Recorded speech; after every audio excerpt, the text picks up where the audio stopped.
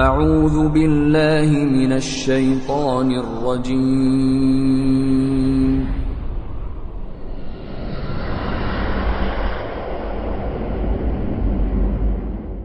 بسم اللہ الرحمن الرحیم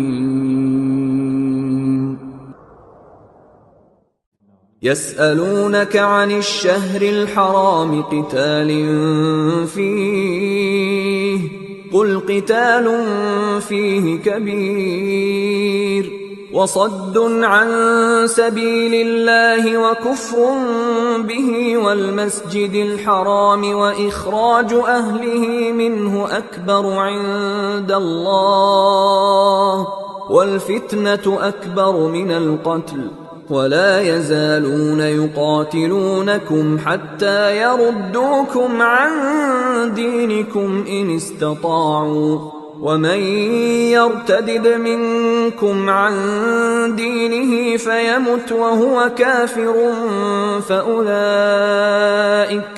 فأولئك حبطت أعمالهم في الدنيا والآخرة وَأُولَئِكَ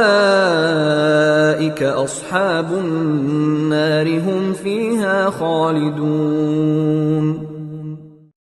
لوگ آپ صلی اللہ علیہ وسلم سے حرمت والے مہینوں میں لڑائی کے بارے میں دریافت کرتے ہیں۔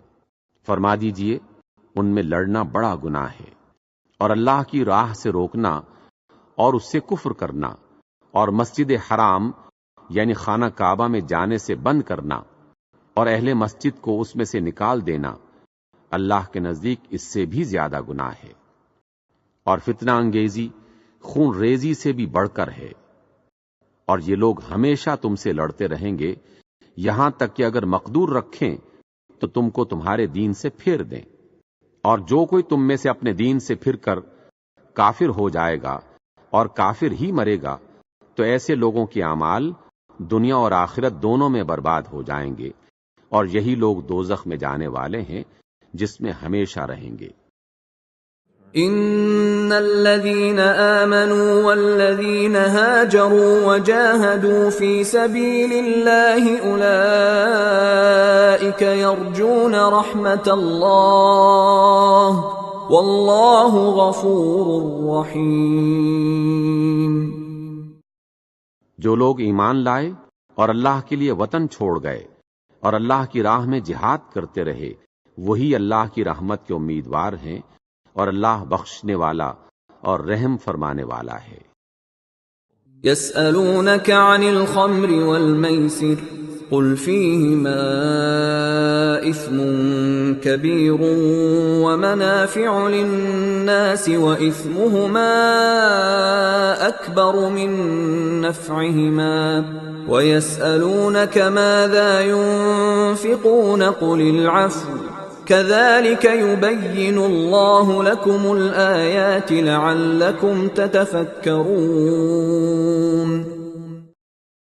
اے پیغمبر صلی اللہ علیہ وسلم، لوگ آپ سے شراب اور جوئے کا حکم دریافت کرتے ہیں۔ فرما دیجئے کہ ان میں بڑا گناہ ہے اور لوگوں کے لیے کچھ فائدے بھی ہیں، لیکن ان کا گناہ ان کے فائدے سے بڑھ کر ہے۔ اور یہ بھی آپ سے پوچھتے ہیں کہ اللہ کی راہ میں کون سا مال خرچ کریں۔ فرما دیجئے جو ضرورت سے زیادہ ہو۔ اس طرح اللہ تمہارے لیے اپنے احکام کھول کھول کر بیان فرماتا ہے تاکہ تم سوچو۔ فی الدنیا والآخرہ وَيَسْأَلُونَكَ عَنِ الْيَتَامَى قُلْ إِصْلَاحٌ لَهُمْ خَيْرٌ وَإِن تُخَالِطُوهُمْ فَإِخْوَانُكُمْ وَاللَّهُ يَعْلَمُ الْمُفْسِدَ مِنَ الْمُصْلِحِ وَلَوْ شَاءَ اللَّهُ لَأَعْنَتَكُمْ إِنَّ اللَّهَ عَزِيزٌ حَكِيمٌ۔ یعنی دنیا اور آخرت کی باتوں میں غور کرو، اور آپ صلی اللہ علیہ وسلم سے یتیموں کے بارے میں بھی دریافت کرتے ہیں۔ آپ کہہ دیں کہ ان کی حالت کی اصلاح بہت اچھا کام ہے، اور اگر تم ان سے مل جل کر رہنا یعنی خرچ اکٹھا رکھنا چاہو تو وہ تمہارے بھائی ہیں، اور اللہ خوب جانتا ہے کہ خرابی کرنے والا کون ہے اور اصلاح کرنے والا کون۔ اور اگر اللہ چاہتا تو تم کو تکلیف میں ڈال دیتا. بے شک اللہ غالب اور حکمت والا ہے. ولا تنكحوا المشركات حتى يؤمنن ولأمة مؤمنة خير من مشركة ولو أعجبتكم ولا تنكحوا المشركين حتى يؤمنوا ولعبد مؤمن خير من مشرك ولو أعجبكم أولئك يدعون إلى النار والله يدعو إلى الجنة والمغفرة بإذنه ويبين آياته للناس لعلهم يتذكرون.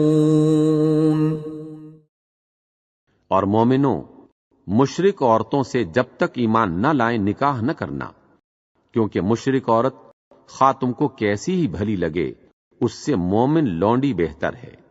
اور اسی طرح مشرک مرد جب تک ایمان نہ لائیں مومن عورتوں کو ان کی زوجیت میں نہ دینا، کیونکہ مشرک مرد سے خواہ وہ تم کو کیسا ہی بھلا لگے مومن غلام بہتر ہے.